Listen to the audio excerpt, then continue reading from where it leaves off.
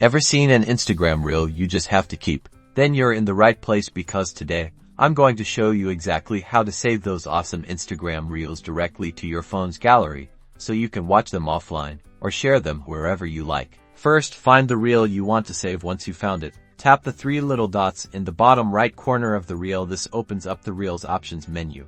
From the menu, look for the Save option. It's usually toward the top or middle of the options list, sometimes represented by a bookmark icon. Tap Save.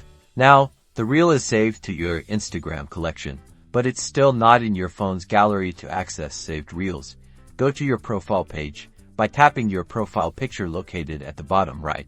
On your profile page, you should see a tab that looks like a bookmark icon. It's where all your saved posts and reels live. Tap on that icon to see your saved reels. Now, tap on the reel you want to download again. This time, tap the three dots on the bottom right of the reel, just like we did before. From the menu that pops up, look for the Share to option. Tap on this, and a new menu should appear with sharing options. You will notice several sharing options like Share to Story or Share to Message, and more, but at the bottom is the Download option, so go ahead and tap on Download.